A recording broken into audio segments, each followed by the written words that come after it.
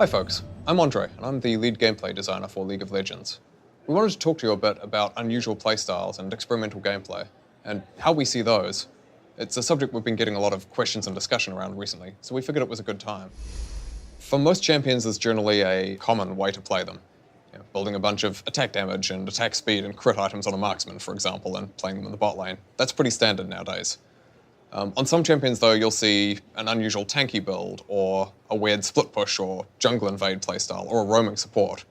Those style of things. And those can be unusual and still really effective. I think it's important that there's new things to discover and find, because that keeps the game fresh. The meta of the game will gradually change over time, or for those of you that are playing off meta, there's something new and unusual to experiment with as well. It also means that you can find what's best for you as a player. The particular champion that split pushes in the exact way that you're really good at, or that you enjoy the most. And trying to optimize that can be a lot of fun. So looking back at past seasons, we've seen a number of what were at the time experimental playstyles emerge, some of which have actually become almost the dominant playstyle, or have very much become the dominant playstyle since. Back in Season 1, for example, there was a commonly accepted wisdom for a while that you put a couple of fighters or tanks bot lane. And then some of the EU teams started doing this weird thing where instead of putting their marksmen in the mid lane, they'd actually put them bot lane with another character who wouldn't farm much at all.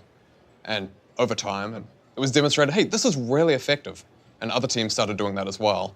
And so the game evolved to this situation where you've got an ADC and a support as pretty much the expected common thing bot lane. But that wasn't always the case. For a more micro example, at one point we started seeing Singed go from a unusual but standard laner to a champion who proxy farmed a lot more. He'd run behind the enemy's tower and far away from his own minions and help, and just kill minions by running around with poison trail, occasionally even getting pretty far towards the enemy base, and often dying a lot. And that was really weird and unusual and still really effective. And nowadays, Singed play incorporates an awful lot of that. A few people trailblazed that way for a lot of the rest of the player base and showed how it was a cool and effective thing. So intent to win was what we think is most important. That as a player, if you're doing something unusual, you're trying to help your team get to victory, even if it may not be in a way that's well proven or that they necessarily completely understand. Because of that, it's really important that we distinguish between a player who is trolling and a player who is trying to win in an unusual way. And there's a few different things we can look at in order to, actually quite a lot of things, in order to make that determination. That includes things like, is this player trying to maximize their team's resources on Summoner's Rift relative to the other team? If you're giving up all of your minions, your golden experience from the top lane, for example, and you're not costing the enemy team even more, you're probably making a pretty terrible choice. By contrast, if you're giving up some of your team's access to minions and XP in the bot lane, but you're completely shutting down the enemy jungler, that could be a really good, effective strategy if you can pull it off. Other things to look at include how you use the resources that you've gathered.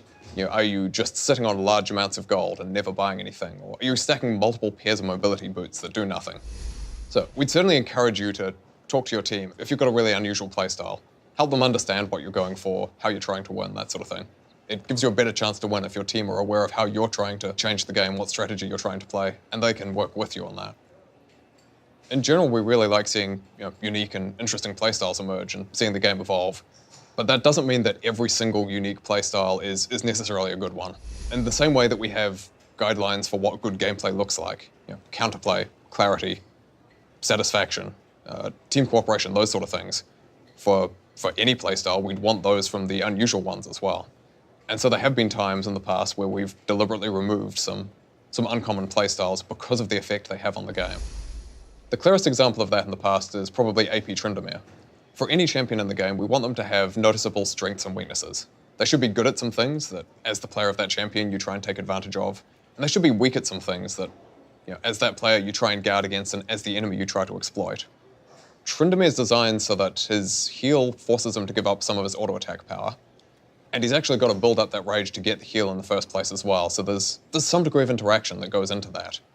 By contrast with AP Tryndamere, you don't need to build up rage, so there's none of that, attacking minions or champions to get it, and you're not auto-attacking all that much anyway, so you're not really making that trade-off.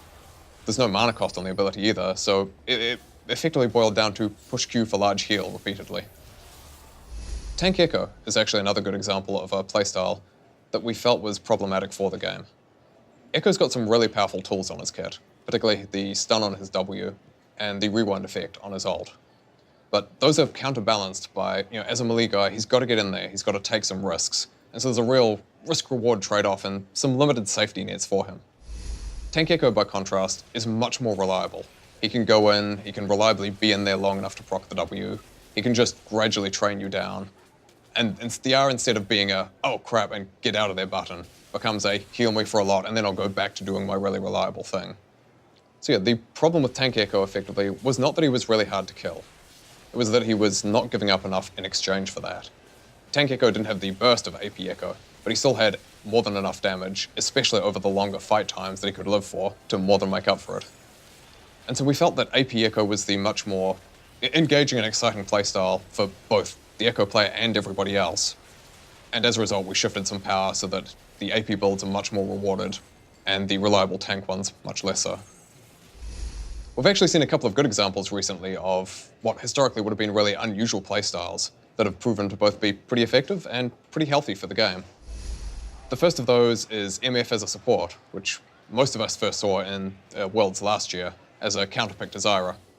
And that's been really cool, because she's still doing Misfortune-style things, she's still got those weaknesses, she still brings quite a bit of power in her ult, but she's doing it from the support position, so she's less concerned about that auto-attacking, playing more of a vision role on her team, more reliant on base damage than scalings, those sorts of things. And it also means that she's then laning with another ADC, and that then changes how, as that other ADC, you want to play. So you want somebody like Ashe, who brings a bunch of extra CC to support you, more than just raw damage. And if you play both ADC and support, there's then some interesting, hey, a champion I might already enjoy, I can now play in a different way. Cool. Botlane Ziggs was the other example, actually, that we saw at the start of this year that's still getting some play. As a team, you're getting a lot of extra tower pushing pressure, especially in the early game, from both the wave clear, his passive on towers, and the W's ability to execute low health towers. But you're also giving up that reliable auto-attack damage, and you're losing a source of physical damage on a team, which puts some constraints on what you can run in your other lanes. So Botlane Ziggs still has some clear strengths and weaknesses to him. Thanks for watching, folks. I hope this has been interesting. And we realize this is a pretty complicated topic with a range of different opinions on it, so we'd love to hear more from you, in the comments, on the forums, or wherever. Keep this discussion going.